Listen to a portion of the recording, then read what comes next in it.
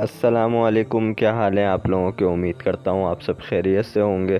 تو ویلکم کرتا ہوں آپ کا رمضان المبارک کی اس سیریز میں۔ رمضان المبارک اور اسلامی ہستیاں سیریز کی پچھلی قسط میں ہم نے بات کی تھی حضرت میثم تمار رضی اللہ تعالیٰ عنہ پر، تو جس نے وہ ویڈیو نہیں دیکھی تو ابھی جا کے دیکھیں۔ آج کی قسط میں جس ہستی کے بارے میں ہم بات کریں گے وہ سچے عاشق رسول، مؤذن اسلام حضرت بلال حبشی رضی اللہ تعالیٰ عنہ ہیں۔ آپ رضی اللہ تعالیٰ عنہ آخر کیسے اسلام لائے، کن شخصیات سے متاثر ہو کے انہوں نے اسلام قبول کیا، اور اسلام قبول کرنے کے بعد ان کو کیا کیا تکالیف برداشت کرنی پڑی، تو آج بات کریں گے حضرت بلال حبشی رضی اللہ تعالیٰ عنہ کی مکمل زندگی کے بارے میں۔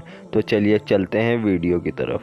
ابو عبداللہ آپ کی کنیت تھی، والد کا نام ربا اور والدہ کا نام حمامہ تھا۔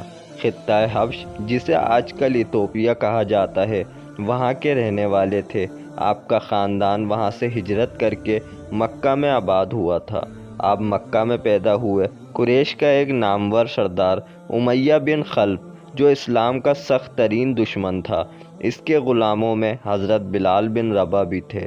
روایت کے مطابق یوں آتا ہے کہ نبی کریم صلی اللہ علیہ وسلم نے رات کے وقت کسی کے قرانے کی آواز سنی اور ساتھ میں چکی بھی پیسی جا رہی تھی۔ آپ بیدار ہوئے، دیکھا کہ ایک غلام چکی پیس رہا ہے، ساتھ میں درد و کرب سے چلا بھی رہا ہے۔ آپ کے استفسار پر اس نے بتایا کہ وہ سخت بخار میں مبتلا ہے، اگر وہ یوں ہی یہ دانے پیسنے سے رہ گیا اور سو گیا تو اس کا آقا کوڑوں سے اس کی پٹائی کرے گا۔ ساتھ میں اس نے یہ شکوہ بھی کیا کہ لوگ آتے ہیں، پوچھ کر چلے جاتے ہیں، بس کوئی ٹھہرتا نہیں ہے۔ آپ صلی اللہ علیہ وسلم گھر سے اس کے لیے گرم دودھ کا پیالہ لے کر آئے اور اسے دودھ پلایا اور اس کو سلا دیا، اور آپ ساری رات چکی پیستے رہے۔ آپ صلی اللہ علیہ وسلم نے مسلسل 11 دنوں تک چکی پیسی۔ تب اس غلام نے پوچھا، اے بھلے انسان، تو کون ہے؟ آپ صلی اللہ علیہ وسلم نے اپنا تعارف کروایا اور اسلامی تعلیمات سے تفصیلی آگاہی دی، تو اس نے فوراً اسلام قبول کر لیا اور حضرت بلال بن گئے۔ یہ اسلام کے ابتدائی ایام تھے۔ بمشکل 6-7 لوگ اسلام میں داخل ہوئے تھے۔ آپ صلی اللہ علیہ وسلم نے انہیں اسلام چھپانے کے لیے کہا، لیکن کسی طرح یہ بات امیہ بن خلف کو معلوم ہو گئی۔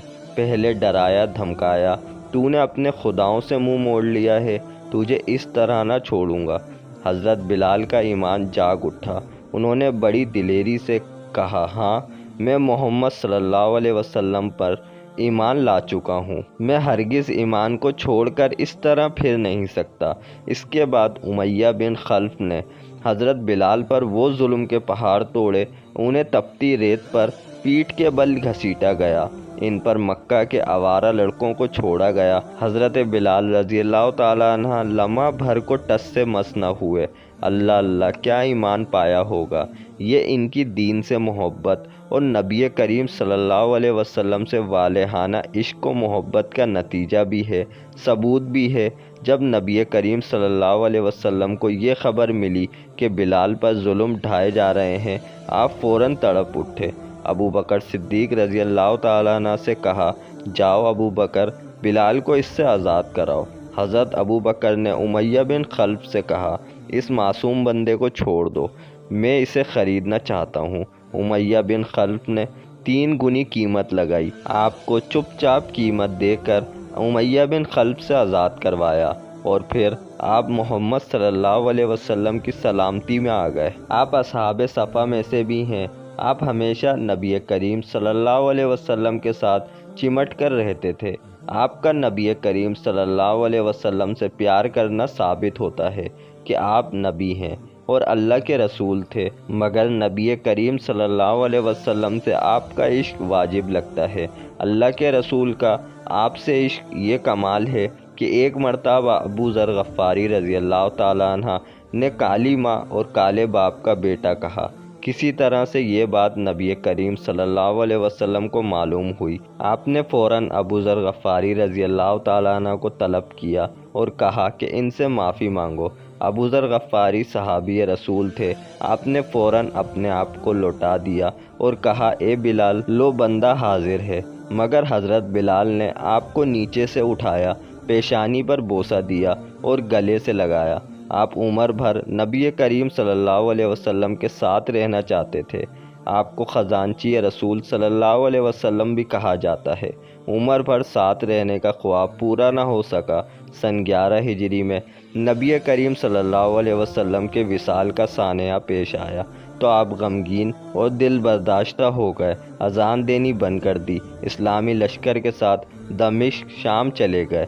دمشق میں ہی ایک رات آپ نے خواب دیکھا کہ نبی کریم صلی اللہ علیہ وسلم فرما رہے ہیں کہ بلال تم کہاں ہو؟ ہم سے ملاقات کرنے بھی نہیں آئے، ہمیں بھول گئے کیا؟ آپ فوراً نیند سے بیدار ہوئے، مدینے کا رخ کیا، روضہ رسول کی زیارت کی۔ مدینے والوں نے آپ کو بہت عزت دی۔ نبی کریم صلی اللہ علیہ وسلم کے نواسے حسن اور حسین نے آپ کو اذان دینے کی فرمائش کی۔ آپ ان کو بہت پیار کرتے تھے، آپ نہ کہہ سکے۔ اذان دینی شروع کی۔ دوسری شہادت پر حسب عادت ممبر پر نظر دوڑائی، حضور کو نہ پایا تو بے ہوش ہو گئے۔ صدائے بلال جہاں جہاں پہنچی، دور نبوت کے مناظر تازہ ہو گئے۔ مرد و زن آنکھوں میں آنسو لے کر مسجد نبوی کی طرف چلے آ رہے تھے۔ 20 محرم ہجرت کے 20ویں سال یہ ستارہ دمشق کے محلہ باب الصغیر میں دفن ہوا۔ اللہ تعالیٰ آپ کی قبر انور پر ہزاروں رحمتیں اور برکتیں نازل فرمائے۔ تو دوستوں، ویڈیو کو یہیں پر ہی اینڈ کرتے ہیں۔ ہم آپ سے ملیں گے کل اس سیریز کی ایک اور نئی قسط میں۔ جب تک کے لیے اپنا خیال رکھیے گا۔ ویڈیو اچھی لگے تو ویڈیو کو لائک کرنا مت بھولیں، چینل کو سبسکرائب ضرور کریں اور اس ویڈیو کو اپنے دوستوں کے ساتھ شیئر کریں۔ ہم ملتے ہیں اگلی ویڈیو میں، جب تک کے لیے اللہ حافظ۔